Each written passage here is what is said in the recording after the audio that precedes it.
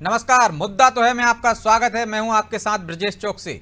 आज मुद्दा है यूथ पर सियासी युद्ध। मध्य प्रदेश में युवा वोटर्स ऐसा वर्ग है जो जीत की गारंटी देता है। मतलब यह है कि जिस पार्टी ने भी युवाओं को साधा, जीत उसकी झोली में ही जाएगी। और यही वजह है कि बीजेपी युवाओं को रोजगार देकर अपने पक्ष में लाने की कोशिश कर रही है।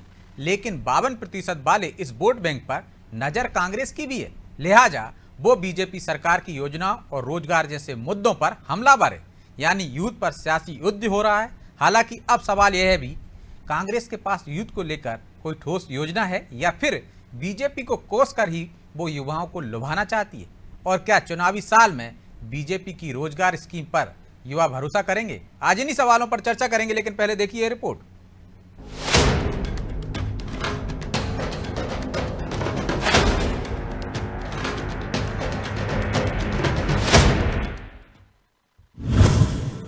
विधानसभा चुनाव की जंग, युवाओं का चाहिए संग, बीजेपी दे रही युवाओं को सौगात, कांग्रेस बीजेपी को कैसे देगी मात।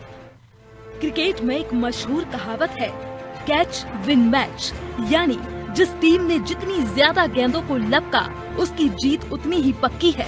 अब यही कहावत मध्य प्रदेश के चुनाव में भी सटीक बैठती दिख रही है। चुनावी पिच पर महिला किसानों के बाद अब बीजेपी युवा वोटर्स की गेंद को लपकने में जुटी है।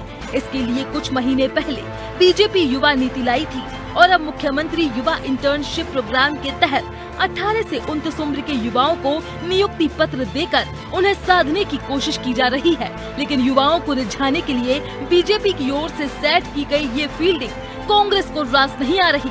कमलनाथ ने इस पर ट्वीट कर इन नियुक्तियों के भविष्य पर प्रश्न चिन्ह लगा दिया। उन्होंने तो ये तक कह दिया कि चुनाव के बाद जिनका खुद का रोजगार छिनना पक्का है, वो किसी और को रोजगार की गारंटी कैसे देंगे। कमलनाथ के ट्वीट पर कांग्रेस नेता भी सुर में सुर मिलाते दिखे।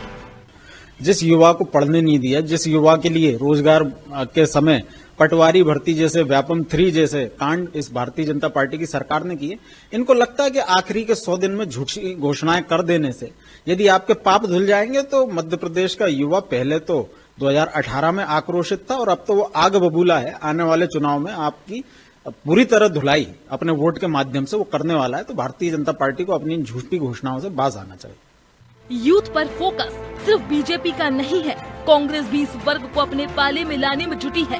इसलिए उसे बीजेपी सरकार की योजनाओं में खोट नजर आ रही है। लेकिन कांग्रेस ने युवाओं के लिए क्या किया, शायद ये उसे याद नहीं। लेकिन करीब 3 साल पीछे जाएं तो तत्कालीन कमलनाथ सरकार युवा स्वाभिमान योजना के जरिए युवाओं के लिए घोड़ चलाने और बैंड बाजे की ट्रेनिंग लेकर आई थी। हालांकि बीजेपी अब उसे यही याद दिलाकर उसके वार पर पलटवार कर रही है। देखिए, कमलनाथ जी बहुत मासूम हैं। बहुत ही मासूमियत के साथ उन्होंने 15 माह में मध्य प्रदेश की जनता को ठगने का काम किया। आज उनकी इमेज जो है वो ठगनाथ के रूप में है। जब युवाओं को कुछ करने की बारी आई तो उन्होंने युवाओं को ढोर चराने और बैंड बजाने की ट्रेनिंग देने की बात करी। तो जब उनके पास मौका था तो वो नियुक्ति पत्र तो नहीं दे पाए। लेकिन आज जब युवाओं को रोजगार और नियुक्ति पत्र मिल रहे हैं तो उस पर भी उनको शंका हो रही है और कहीं ना कहीं आपत्ति हो रही है। तो देखिए, मध्य प्रदेश और देश जब जब विकास करेगा, कांग्रेस को आपत्ति होगी, लेकिन हम अपने विकास के एजेंडे पर कायम रहेंगे। कुल मिलाकर एमपी के चुनाव में युवा वोटर्स एक अहम भूमिका में होंगे, क्योंकि मध्य प्रदेश में करीब 15 लाख वोटर्स ऐसे हैं जो 18 से 19 साल की उम्र के हैं। ये वो मतदाता हैं जो विधानसभा चुनाव में पहली बार मतदान करने वाले हैं। इसके अलावा 18 से 39 साल के युवा मतदाताओं की संख्या 2,83,00,000 है। इनकी संख्या कुल मतदाताओं की संख्या का करीब 52% है। इसलिए कांग्रेस और बीजेपी की प्लानिंग इन्हीं युवा वोटर्स को साधने की है, जिससे उनकी जीत की राह आसान हो सके। ब्यूरो रिपोर्ट, अनादि टीवी।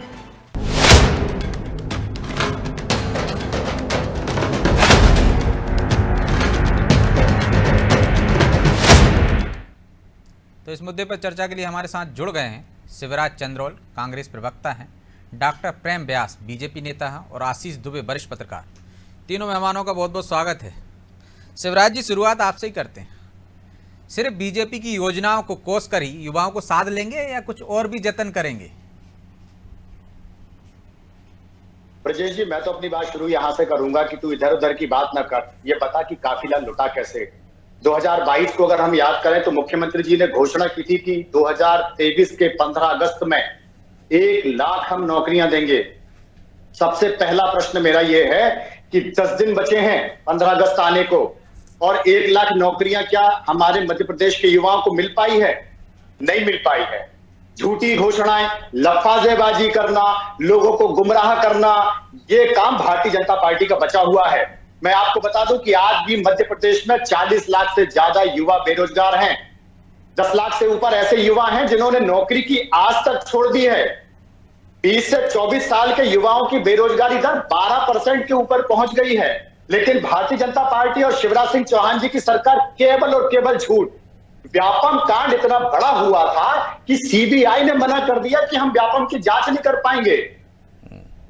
सोचिए कितना बड़ा घोटाला था। और आज मध्य प्रदेश में भारतीय जनता पार्टी की सरकार में 1000 करोड़ से ज्यादा रुपए युवाओं से फीस के नाम पे वसूल लिए। और ताज्जुब होगा इस बात को जान के कि 526 करोड़ से ज्यादा का शुद्ध मुनाफा भारतीय जनता पार्टी की सरकार ने कमा लिया। लेकिन युवाओं को क्या मतलब मिला? आप भी साफ कर रहे हैं सिर्फ कोसने से ही काम चलेगा आपका। आप क्या करेंगे युवाओं के लिए? अब तो 3 महीने बचे हैं। मैं उसी बात पे आऊंगा कि सबसे पहले हम ये बता दें कि भारतीय जनता पार्टी की सरकार जो कर रही है वो युवाओं के साथ छलावा कर रही है। कांग्रेस पार्टी की सरकार में कमलनाथ जी ने कहा था कि हम हर व्यक्ति को रोजगार देंगे और हमारा रोड मैप भी तैयार था। जो उद्योग लगेंगे उसमें 70% स्थानीय युवाओं को मौका मिलेगा। आंकड़े इस बात को बता रहे हैं। तो उद्योग तो एक दिन में लगते नहीं है, सालों लग जाएंगे। एक टाइम तो आपका उद्योग लगाने में निकल जाएगा। ब्रजेश जी, उद्योग लगाने में समय नहीं लगता। भारतीय जनता पार्टी की तरह हम पकोड़ा योजना और पंचर योजना लेके नहीं आए हैं। हम युवाओं को मौका दे रहे हैं नौकरियों का। हम उन्हें केवल सब्ज बाग नहीं दिखा रहे हैं। शिवराज जी, 1000 से ज्यादा युवाओं ने आत्महत्या कर ली है। अच्छा, आपने कितनी नौकरियां दी थी 15 माह में? जिस आप युवा स्वाभिमान योजना की बात कर रहे हैं उसमें आपने 4,02,448 पंजीयन कराए थे, और नौकरी कितनों को मिली? रोजगार से, नौकरी नहीं, रोजगार से 29,252। उसमें बहुत सारे लोगों ने जो पंजीयन कराया था उनको सिलाई की, ढोर चराने की ट्रेनिंग दे रहे थे आप, तो लोगों ने उसमें इंटरेस्ट ही नहीं लिया। ये तो 8,000 दे रहे हैं, आप तो 12,000 दे रहे थे साल के। 100 दिन का रोजगार देने का वादा कर रहे थे। करना चाहता हूं मैं एक प्रश्न करना चाहता हूं आपसे भी एक प्रश्न करना चाहता हूं भारतीय जनता पार्टी के प्रवक्ता से। 15 महीने का हमसे हिसाब ले रहे हैं। 18 साल में 37 लाख से ज्यादा रजिस्टर्ड बेरोजगार हैं। कितनी नौकरियां दी है भारतीय जनता पार्टी ने? हम 15 महीने का हिसाब देने को तैयार हैं। आप 18 साल का हिसाब देके बताइए कि भारतीय जनता पार्टी ने कितनी रोजगार आपको उठाई तो आप हिसाब मांगने लगे। चलिए जवाब ले लेते हैं। ब्याज जी, 15 माह का हिसाब पूछ रहे हैं तो 18 साल का जवाब दे दीजिए। वो कह रहे हैं व्यापम से लेकर तमाम तरह के घोटाले आपके रोजगारों के साथ छल करने का काम किया है। एक तरह से इन घोटालों ने, व्यापम की तो जांच भी सीबीआई करने को तैयार नहीं थी, इतना बड़ा घोटाला था। सचिव वेद गुरु तीनी, जो प्रिय बोले भय आस, राज्य धर्म तन तीनी, करी हुई बेगई नाश। तो आप इनके 15 महीने की सरकार देख लें, या पूर्व में जब दिग्विजय सिंह साहब बंटाधार की सरकार थी, 28,000 दैनिक वकील भोगियों को इन्होंने एक ही दिन में निकाल दिया था। ठीक है, उसके बाद में 4 लाख पंजीयन करे थे, करीब 4 लाख, उसमें से 30,000 लोगों को अस्थायी नौकरियां दी थी। और उसका कारण क्या था? जो बच्चे थे वो ऐसे उनको क्षेत्र में किसी को सिलाई में लगा दिया, जो IIT पास बच्चा है या डिप्लोमा करके ले आया है, उस बच्चा जो था उसको ऐसे क्षेत्रों में लगा दिया कि जहाँ उसकी रुचि ना थी, ना उसका कैडर था उस लायक। बहरहाल ये बातें तो बहुत सारी थी। हमने जो अभी मुख्यमंत्री सीखो कमाओ योजना, ये और उसके पूर्व में PMKVY, उसमें 1.25 करोड़ से ज्यादा लोग रजिस्टर हुए थे और 58% सफलता के साथ वो पूरे भारत में क्रियान्वयन। दूसरा, अगर किसी उद्योग को प्रारंभ किया, सिर्फ नौकरियां ही सब कुछ होती है, स्वरोजगारी भी एक बहुत बड़ा फैक्टर होता है। और जितने भी आंकड़े पूर्व में आ रहे हैं, मैं आपसे पूछता हूँ कि क्या वो लोग जहां पर भी हैं या स्वरोजगार कर रहे हैं, बैंकों से लोन लिए हैं, या जिनको रोजगार मिल रहा है, क्या उन्होंने अपने आंकड़े को अपडेट करा है? कहीं भी अपने आंकड़े को अपडेट तो नहीं करा है। दूसरा, मैं बताता हूँ कि ग्लोबल इन्वेस्टर्स मीट अभी कुछ समय हम लोग योजना बना के कार्य कर रहे हैं, हर सेक्टर पे कार्य कर रहे हैं, हर सेक्टर पर फोकस कर रहे हैं। जैसे MBBS की सीट पहले 400 थी, 5 मेडिकल कॉलेज थे, एक दिन में नहीं होता है। 20 साल 15 साल ये जो हमसे पूछते हैं, 15 साल में 25 कॉलेजेस और बने, 4000 सीट पर ईयर निकलेगी। अब 4000 डॉक्टर्स मिलेंगे। हिसाब मांग रहे हो आप, 15 महीने का हमसे हिसाब मांग रहे हो और आप कह रहे हो 15 महीने का तो बता रहा हूँ मैं, 15 महीने का ही बता रहा हूँ। आपने 4 लाख पंजीयन करे थे, 30,000 लोगों को नौकरी दी, और हमने 1 लाख सरकारी विभाग में नियुक्त किया। 1 लाख सरकारी विभाग में नौकरी करके ग्लोबल इन्वेस्टर्स में 15,42,514 करोड़ के प्रस्ताव पारित हुए, जिससे 29 लाख नौकरियां सर्जित होगी। आपके पास में योजना नहीं है, आपके पास में क्रियान्वयन नहीं है, आपके पास में सिर्फ छलना है, जनता को छलना है, झूठ बोलकर ढकोसले लेकर आपके साथ बेरोजगारी भत्ता दे देंगे। ना तो आप स्किल डेवलपमेंट में जाते, ना तो आप कौशल विकास में जाते, ना प्रदेश की जनता को आत्मनिर्भर बनाने की ओर आप कदम उठाते हैं। आप किसी भी तरह से प्रदेश के नौजवानों के साथ नहीं, युवाओं के साथ नहीं। छलना की सरकार सिर्फ छल करना जानती है। प्रदेश में जितनी योजनाएं चल रही थी आपने बंद कर दी, वो योजनाओं को बंद करने के पश्चात 15 महीने में चालू करा था। हजारों अधिकारियों का, फर्स्ट क्लास ऑफिसर का, उद्योगों का ट्रांसफर आपने करा था। औद्योगिक विभाग के घोटाले का एक जो व्यक्ति था जिसमें 409 करोड़ रुपए की घोटाले थे, उसको आपने अपना मुख्य सचिव नियुक्त कर दिया। मैं लौटूंगा आप दोनों के पास लौट रहा हूँ भैया जी, आपके पास भी लौट रहा हूँ। लेकिन शिवराज जी, क्या कांग्रेस ने कोई नई ट्रेनिंग दी है क्या कि कांग्रेस के प्रवक्ता अपनी बात बोल लें, इसके बाद दूसरा बोले तो उसको बोलने भी ना दें? कोई नई ट्रेनिंग हुई है? यही तो तमाम प्रवक्ता आजकल ये एजेंडा अपना रहा है। मैं लौट रहा हूँ आप दोनों के पास। आशीष जी, भारतीय जनता पार्टी की परिपाटी जो है, भारतीय देखो मैंने आपको पहले मौका दिया था, के हिसाब से हमें, मैं आ रहा हूँ आपके पास, दोबारा आऊँ, ठीक है। सरकार सिर्फ छल करना चाहते हैं युवाओं के साथ। आशीष जी, 52% युवा है मध्य प्रदेश में, जिसके पाले में जाएंगे उसको सत्ता तक पहुंचा देंगे। तो क्या लगता है आपको? एक तरफ योजनाएं लेकर आ रहे हैं, चाहे 8,000 देने की बात कर रहा हूँ, चाहे वो पुरानी जो स्वाभिमान योजना है उसकी बात कर रहा हूँ, किस तरफ जाता दिख रहा है युवा? किस पर भरोसा करेगा? वादे तो दोनों कर रहे हैं। देखिए, युवाओं का जो मुद्दा है, ये ऐसा नहीं है कि देश में हर जगह इस तरह का मुद्दा है रोजगारी को लेकर। तो मध्य प्रदेश की जहां तक बात करें तो मध्य प्रदेश के युवा कहाँ जा रहा है, ये तो हमें हर दूसरे तीसरे घर से पर नजर डाल के देखना चाहिए कि या तो पूना जा रहा है, या बेंगलोर जा रहा है, या वो जा रहा है अहमदाबाद जा रहा है, या फिर वो किसी और राज्य में नौकरी तलाश रहा है, या वहां पे नौकरी कर रहा है। तो ये अपने आप जवाब मिल जाता है कि वो जा रहा। अब उसकी वोट की अगर हम बात करें तो वोट जो है वो तो युवाओं के वोट कितने पड़ते हैं उसका कभी एक आकलन होना चाहिए, कितने, और फिर युवा और किस युवा को सरकारें या राजनीतिक दल वोट मानते हैं, उसका भी एक वर्गीकरण हो जाना चाहिए। हकीकत ये है कि रोजगार के मुद्दे पर जो राजनीतिक दल वादा करते हैं वो सिर्फ वादे होते हैं, उसमें हकीकत के रंग भरे जाते हैं चुनाव के वक्त। ये हर बार त्रासदी है, हर सरकार के साथ त्रासदी रही। तो पहली बात तो यह है कि राजनीतिक दलों को वो वादे करना चाहिए जो वो पूरी कर सके। इस तरह की जब उम्मीदें टूटती हैं, किसी भी वर्ग की उम्मीदें वादे के पूरे नहीं होने पर टूटती हैं, तो निश्चित तौर पर वो जो वर्ग है वो कहीं और जाता है, राजनीतिक रूप से भी, सामाजिक रूप से भी और भौगोलिक रूप से। तो ये सरकारों को, दलों को, ये सबको सोचना चाहिए।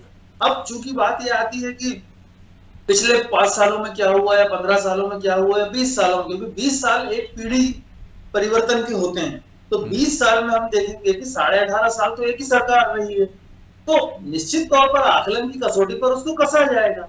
तो ये एक बड़ी बहस है। बेहतर ये मैं मानता हूं कि जो मध्य प्रदेश में जो प्राकृतिक साधन है, संसाधन है, नौकरी के मौके हैं, उन्हें दिया जाए। अब एक नौकरी की बात होती है कि युवाओं को नौकरी दी जाए, तो कैसी दी जाए? जब वो आउटसोर्स पे उनको रखा जाने की प्रैक्टिस शुरू हो जाती है। कैसे दिया जाएगी? जब उनकी रिटायरमेंट की उम्र कर्मचारियों की 62 साल कर दी जाती है, तो कैसे नए लोगों को मौका मिलेगा? ये कोई दलगत रूप से मैं नहीं कहता, लेकिन मैं कहता हूँ कोई भी हो, अगर वो ऐसा फैसला करता है तो उसको बहुत व्यापक परिप्रेक्ष्य में इन चीजों को सोचना चाहिए कि एक तरफ आप लोगों को नौकरी की उनकी आयु सीमा बढ़ाते जा रहे हो, 60, 62, 63 की बात होती है, 64 की संभावना लगाई जाती है। दूसरी तरफ जो आप रिटायर्ड अफसर उनको संविदा नियुक्तियों पर रख रहे हो, जो घर में जो लड़के हैं जो पढ़े लिखे हैं, वो या तो फ्रस्ट्रेटेड हो रहे हैं, या फिर छोटे मोटे रोजगार कर रहे हैं, या फिर जो है बाहर किसी राज्य में जाके नौकरी तलाश रहे हैं।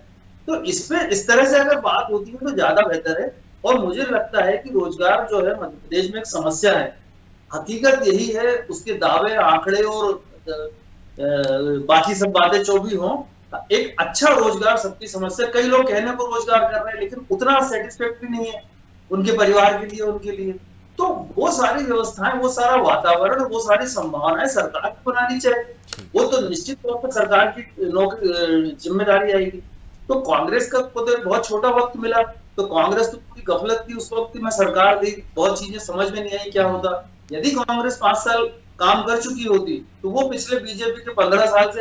ठीक, तो हिसाब तो ब्यास जी आपसे ही लिया जाएगा कि 15 साल में, वैसे तो 18 साल हो गए, कोरोना काल के 2 साल छोड़ दीजिए, तो 15 साल में आपने क्या किया? एक तरफ आप यदि रोजगार देने की बात कर रहे हैं, लेकिन नौकरी वालों को आप उनकी आयु सीमा बढ़ा देते हैं, 62 कर देते हैं, 65 कर देते हैं, जो रिटायर हो जाते हैं उनको संविदा पर रख लेते हैं।